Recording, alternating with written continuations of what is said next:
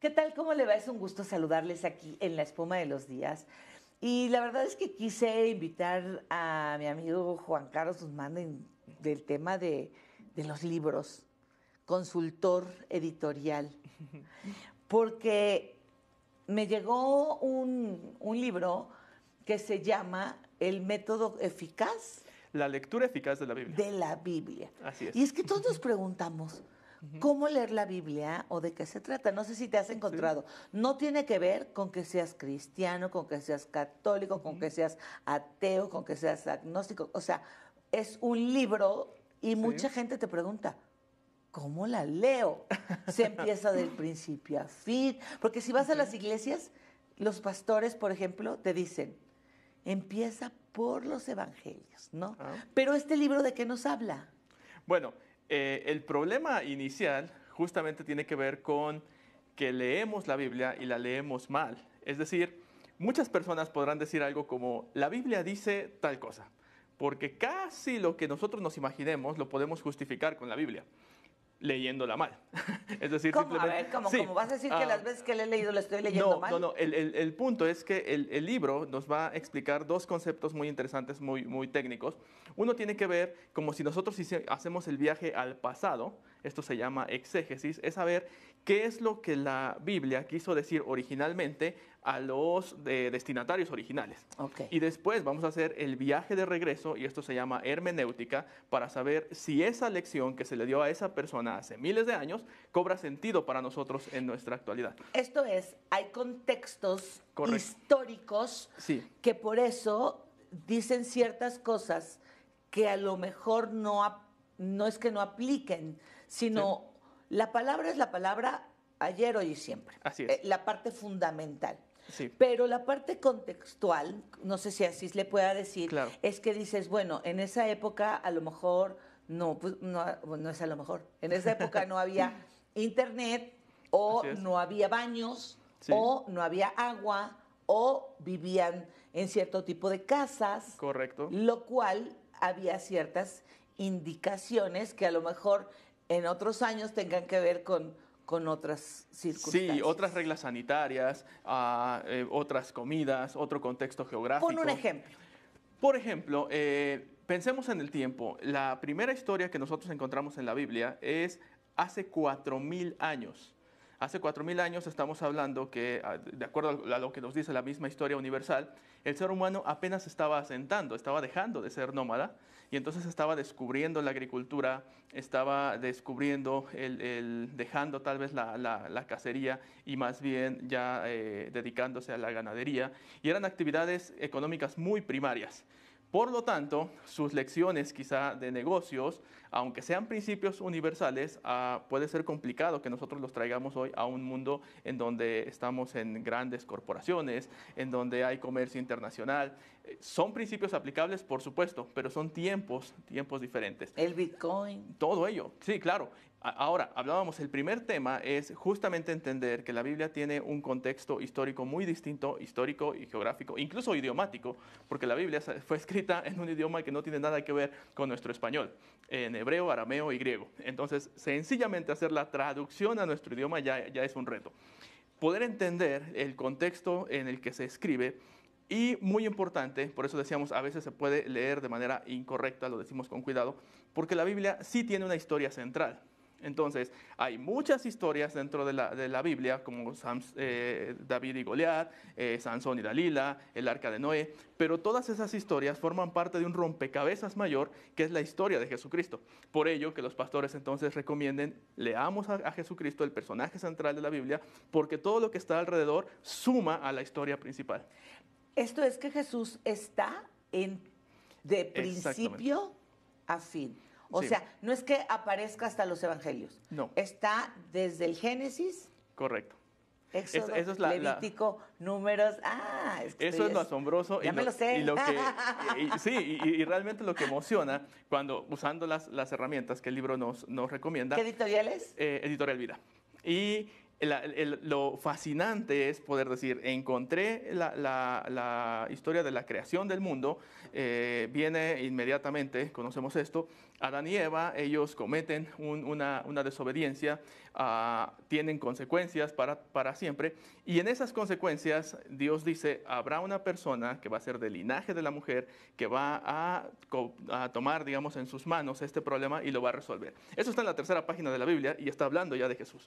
Pero, a ver, ¿cómo no usar esto que tú nos estás diciendo para poder aplicarla a nuestra conveniencia? Sí. ¿No? Porque entonces dice, ¿dónde dice en el Nuevo Testamento que tenemos que dar diezmos? ¿Dónde dice que entonces, no, pero si todo lo vino a limpiar, entonces pues puedo ya comer cierto tipo de cosas? Sí. Bueno, el cabello, bueno, y entonces empiezas, los pantalones, el no sé cuándo. ¿Cómo tener esta situación? Justamente ahí tenemos que echar mano del el género literario también que estamos leyendo, porque la Biblia, algo que la hace la pieza literaria más importante, es que justamente contiene todos los géneros literarios clásicos. Es decir, en la Biblia encontramos, sí, el reporte periodístico, que son los evangelios, encontramos narrativa histórica, encontramos cartas personales, en donde obviamente hay algunas recomendaciones que, por ejemplo, el apóstol Pablo le hace a sus amigos de temas muy en común, muy entre ellos, y que no podemos tomar algunos aspectos de ahí como mandamientos, ¿no? Eso son aspectos muy personales. Y decíamos, y en el Antiguo Testamento había leyes sanitarias, como por ejemplo al pueblo hebreo se le prohíbe comer puerco, ¿no? Y es una recomendación pues sencillamente de nutrición para ese momento, y no podríamos nosotros tomar ahora esa porción y decir, no, a Dios no le agrada. No me voy a echar mi chicharrón. Exactamente, ¿no? Ahora, hay quien lo decide y está bien, pero no es un mandamiento. Pero la moronga. Sí, pasa lo mismo, ¿no? La moronga es un tema intrigante porque tiene que ver con la sangre. Y volvemos al punto, la historia fundamental que se trata en la Biblia es que el ser humano va a ser limpiado de toda su maldad por la sangre de Cristo, el derramamiento de la sangre de Cristo cuando Él tiene este sacrificio en la cruz. Por lo tanto, la moronga va a simbolizar que nosotros estamos tratando de tomar otra sangre que no es la sangre que sí nos da vida, ¿no? Porque incluso la Biblia es muy, muy... La moronga no, el chicharrón sí. Digámoslo ahora de manera atrabancada que sí. Eso me gusta. Me dijiste atrabancada, A mí me gusta pensar eso. Pero... pues sí, porque por ejemplo los tatuajes. Sí, o sea, son algunas... Te estoy poniendo a sufrir, ¿verdad? Sí, y a la vez no, porque volvemos al punto, cuando nosotros vemos la Biblia como la historia de Dios buscando al ser humano, esa es la gran historia, en un nivel, digamos, amplio, la Biblia trata de Dios buscando relacionarse con el ser humano.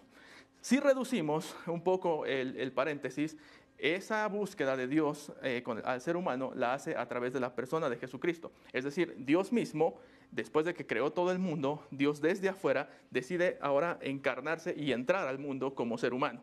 Y como ser humano, entonces, proveer un plan de salvación para el hombre.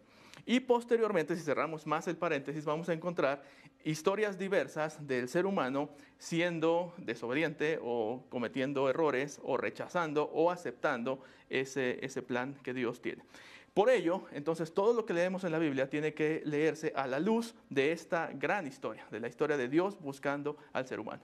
Esto es que entonces no hay contradicciones. No hay contradicciones. Y que no podemos adaptar, porque lo que está escrito, ¿no?, que es la historia principal por la cual pues es que leemos y buscamos de la Biblia, ¿no? Las profecías, la vida de Jesús, hasta el Apocalipsis de lo que vendrá, ¿no? Es ahí donde tenemos la certeza de no equivocarnos. Sin embargo, por ejemplo, en este libro que a mí me gusta mucho, ¿no?, que habla de herramientas básicas que tiene que ver con lo que dijiste al principio, que es una buena traducción, ¿no? Porque entonces lo que podemos hacer con estas cosas que han hecho tan modernas, queriéndolas adaptar al lenguaje tan cotidiano que tenemos, es que si algo no nos hace sentido, por eso tenemos la posibilidad de ir a ver Biblias paralelas, podernos ir al original, podemos preguntar, por ejemplo, mi pastor es muy dado para irse en el idioma, ¿no? En el hebreo, y ahí nos está diciendo, no, es que aquí lo que se quiso traducir, ¿no? Sí. Es esta parte, ¿no? En una parte donde dice que los evangelios es una historia con muchas dimensiones, ¿por qué? Bueno, los evangelios estamos hablando que son Mateo, Marcos, Lucas y Juan, son 4 relatos periodísticos de la vida de Jesús. Pero Lucas era el del periodista. Aunque Lucas, él sí era, él era Más con periodista. métodos que Sí, científico, pero investigación eso hace todo. fascinante a los evangelios, A porque ver. alguien podría decir, de manera quizá con muy pocos elementos, alguien lee la historia de Mateo, empieza el nacimiento de Cristo, está la ascensión de Cristo al cielo, y luego entramos a Marcos y pensaríamos que la historia debe continuar y nos vuelve a relatar exactamente lo mismo, con algunos tintes distintos, ¿no? Pero entonces tenemos 4 versiones de una misma historia, pero lo interesante, con 4 propósitos diferentes y con 4 públicos diferentes. A ver. Sí, Mateo, Ay, el evangelio... que De voy a verdad. decirle a mis maestros de escuelita bíblica. De verdad.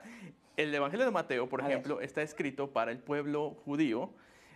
Básicamente es una defensa de que Jesús es el Mesías prometido a lo largo de todo el Antiguo Testamento. Entonces Mateo está lleno de referencias al Antiguo Testamento para dar la validez de que Jesucristo es esa persona de la que escribieron los profetas, que se dijo que era el descendiente de David. Por ello es que el Evangelio de Mateo, algunos piensan que será aburridísima la primera parte porque inicia hablando de las genealogías, ¿no? Para demostrar que efectivamente Jesús es descendiente de David. Sentido. Es un sentido. El Evangelio de Marcos fue un evangelio que buscó mencionar el hecho de lo que había sucedido como en exclusiva.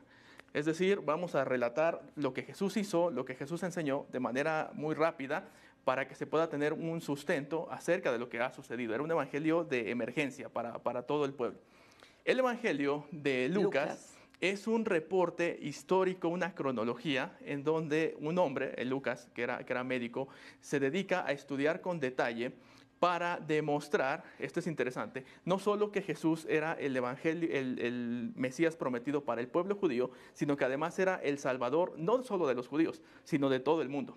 Entonces, en el Evangelio Pero de Lucas Lucas... no estuvo con Jesús. No, él no estuvo con Jesús. Entonces eso es lo que lo hace más periodístico, porque Sí. va a las fuentes, o sea, bueno, a Sí. Jesús ya no, pero a todos los que vivieron como si los entrevistara Correcto. y fuera a buscar qué Sí. se ha escrito, si hay algo escrito, qué Exacto. se ha dicho, a ver, tú qué viviste, tú qué, Sí. cómo lo viviste, porque eso yo se los dejaba a mis alumnos de reportaje. Ajá.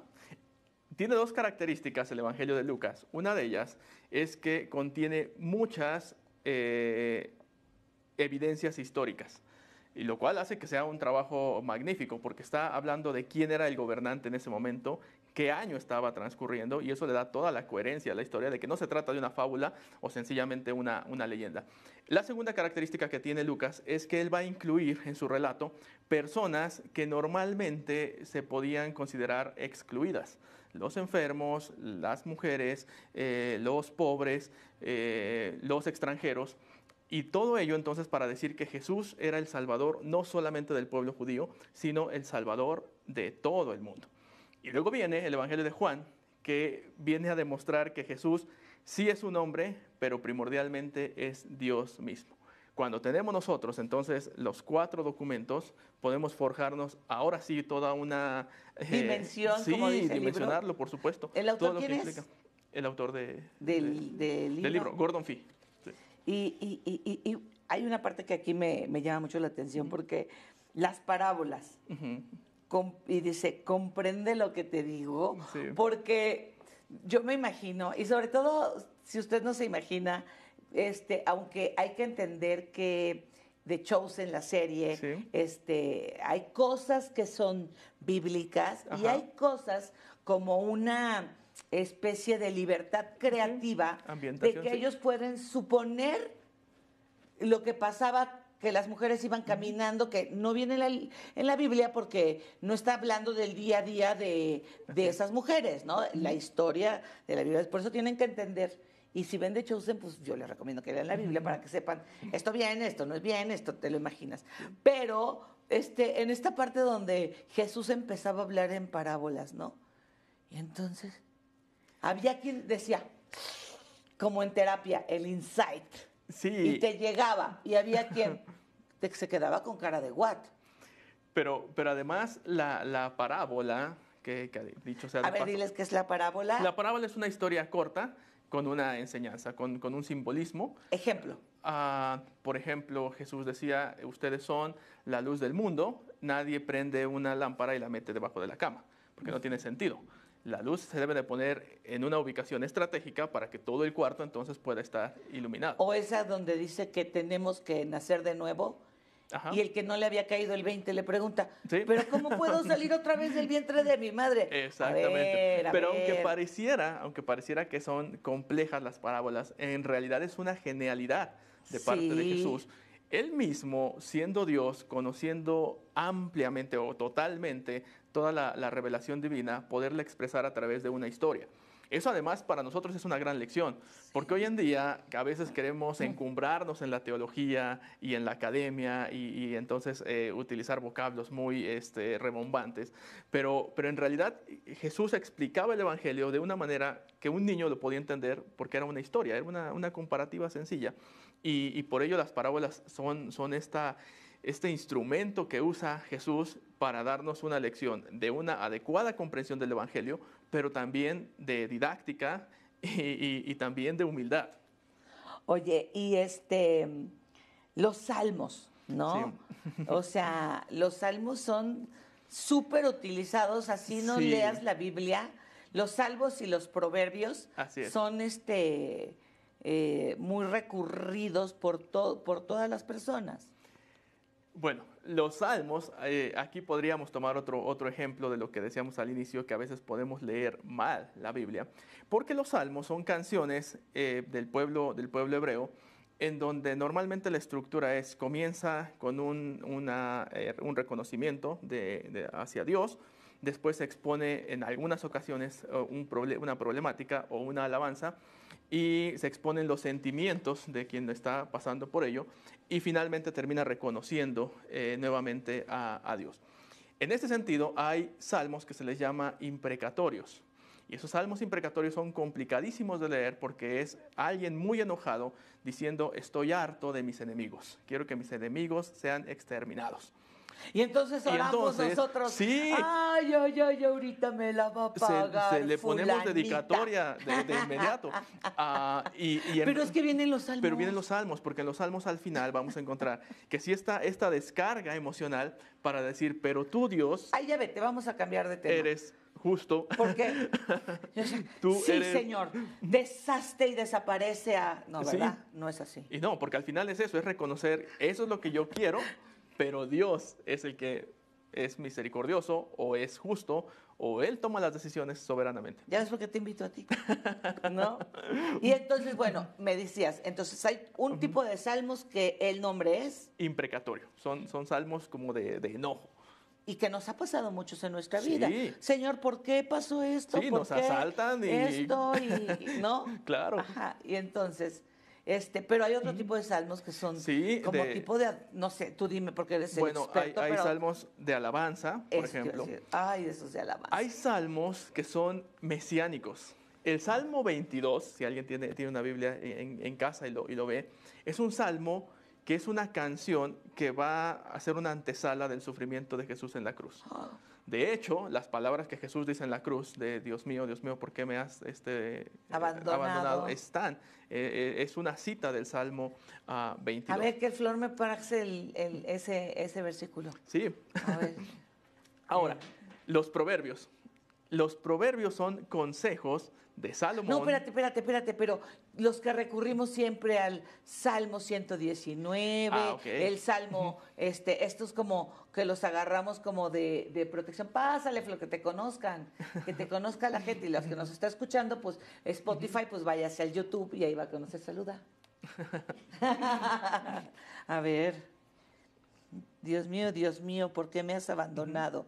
Tan lejos te mantienes que no vienes en mi ayuda ni escuchas los gritos de dolor. Esto fue escrito antes, mucho antes de que pasara la crucifixión de Jesús. Sí, así es. Y Y entonces es un salmo mesiánico o un salmo profético que apunta a la persona de Jesucristo, ¿no? Ajá. Los salmos pues prácticamente son el himnario del pueblo hebreo. Los salmos, bueno, los salmos que también se piensa que son de David, no todos son de David, como Sí, no 70 y todos. algo son de David. Pero también hay de Salomón, Hay de Salomón, hay de ¿no? Asaf, pero bien Ajá. interesante, el Salmo 90 lo escribe Moisés. Entonces, el ¿Cómo? canon de los A ver, salmos es ¿sí te desde la la sabías, Elíasa? época de Moisés hasta hay salmos incluso que son de cuando el pueblo de Israel ya está exiliado y ellos cantan, ¿Qué me parece, salmo es? el Salmo 90 es Ah, de Moisés. ok. Si no estoy recordando mal, el Salmo 126 se escribe unos Ay, perdóname, que 300. estoy viendo los WhatsApp de Sí, Eli. está bien. No es cierto, estoy buscando. 300 No. o 400 años de que aparezca Cristo. Entonces, Para básicamente, ti 1000 años pasan pronto, pasan como el día ujú, de ayer, pasan como unas horas ¿sí? de la noche. ¿Cuánta Y sabiduría, verdad? sí, porque además los salmos corren paralelamente a toda la historia del Antiguo Testamento. Si estamos hablando que aparecen desde Moisés hasta Malaquías, entonces van a la par toda esa colección de canciones. Sí, impresionante. Bueno, y entonces me decías de los proverbios. Los proverbios. Los proverbios son consejos que da Salomón, algunos propios, algunos son recopilados porque han aparecido en otras literaturas de la época y algunos son consejos de otras personas. Pero básicamente es un libro de enseñanzas muy prácticas para tomar decisiones en la vida, y cuando hablamos de la vida es en las relaciones, en los negocios. Sí se pasaron con la de la mujer. Bueno, de hecho, la mujer virtuosa, que es el acróstico que aparece, es el Proverbios número 31, en realidad es como una composición poética Ay, sí. del resultado de Ay, tomar sí. buenas decisiones en los proverbios Ay, anteriores. sí. O sea, tú ¿Sí? la lees y dices, no, pues esta mujer vive en la luna. Sí, es un súper estándar, ¿no? Pero sí, ahora, bien interesante. No es cierto, hermanas, no es cierto. Yo sé que muchas de ustedes son las mujeres virtuosas, pero hay algunas que Cuesta, ¿no? Debe cuesta llegar, ¿no? Pero sobre este tema de los proverbios, algo que vale la pena mencionar es, al ser enseñanzas tan sumamente prácticas, una persona no creyente Sí, puede entenderlas, puede aplicarlas y puede beneficiarse de eso, Sí. sin tener fe. Híjole, y antes de irnos, porque ya me está aquí, ay, es que hay un tirano que está aquí en el Bueno, oído, nos tendrán que invitar. No. que le digo que no voy a dar recomendaciones para terminarme el tiempo acá con Juan Carlos, y ahí me marcas el tiempo, mi querido. Bueno, nos da tiempo una parte del Apocalipsis, Uy. imágenes de juicio y esperanza. Y pronto les voy a dar, porque ustedes buscan en Generaciones con Jesús en YouTube, y ahorita el pastor Ramiro Lucero está dando un serial de Apocalipsis que después va a estar en Amazon, y Wow. hay que invitarlo, Eli, para que venga. Pero aquí en este libro de la lectura eficaz de la Biblia, ¿qué nos dice? Bueno, Apocalipsis es una palabra que da miedo, ¿no? De hecho, actualmente hasta es un género cinematográfico, ¿no? Apocalípticas. Sí, películas A mí no me da apocalípticas. miedo. Pero precisamente ese es el... Yo me voy antes de que... Esa es la conclusión. Bueno, tú no sé dónde vas a estar. Sí, espero que estemos también. juntos. Pero Bueno. la Juntos cosa es... pero no revueltos, ahí está tu esposa. Sí, no, me refiero en el cielo y no en otro lugar más tétrico. Pero el punto es que se ve Apocalipsis como si fuera tenebroso, Sí. como si fuera el miedo, porque nos habla de guerras, Sí. dragones, muchos No, simbolismos. sufrimiento, Sí. Imagínate la ausencia del Espíritu Exacto. Santo. El silencio de Dios, ¿no? Porque ahora hay ausencia del Espíritu y Ajá. ausencia de Dios para Correcto. quien no lo quiere oír y quien no lo recibe. Exactamente. Pero los que sí, De hecho, por eso es que algunas posturas afirman esto. ¿Cómo será la tierra sabiendo que los mismos que han creído en Dios ya no están tampoco? O sea, no queda nada de Dios, es la maldad total. Pero lo interesante que el libro nos marca es que si nosotros leemos los 3 primeros capítulos de Génesis, en donde se habla acerca del jardín del Edén y la creación perfecta de Dios y el ser humano como la expresión más bella de la imagen de Dios, y leemos los 3 últimos capítulos de Apocalipsis, hay un paralelismo impresionante. Es como cerrar con el final feliz. Y ya no hay dragones, ya no hay bestias, ya no hay muerte, ya no hay dolor, ya no hay ni siquiera tinieblas, el ser humano ya es inmortal. Todo ello, lo que veíamos perfecto en Génesis, en Apocalipsis, en los últimos capítulos, lo vamos a encontrar como cerrando la historia. Y entonces para nada puede ser un libro tenebroso. Es un libro de esperanza, es un libro que habla acerca de aquella persona que decidió tomar esta decisión de restaurar su relación con Dios. Es una persona que va a vivir eternamente plena. Y entonces, si usted ve que en un momento nos desaparecemos y no estamos, y fuimos arrebatados, les digo algo, hay una segunda oportunidad. Sí. Pero les decimos que tienen que pasar o mejor no. Va a estar complicado. Mejor de una vez. mejor vayámonos en la primera. Mejor ¿no? ahorita, ¿no? Ay, no, pero yo de verdad hoy a las 5 de la mañana estoy diciendo, híjole, es tan difícil. Sí. No. ¿O es tan fácil? No. No, ¿verdad? Es complicado, sí. Sí, es complicado. No juzgar. Sí. Que no me caigas gordo. Sí.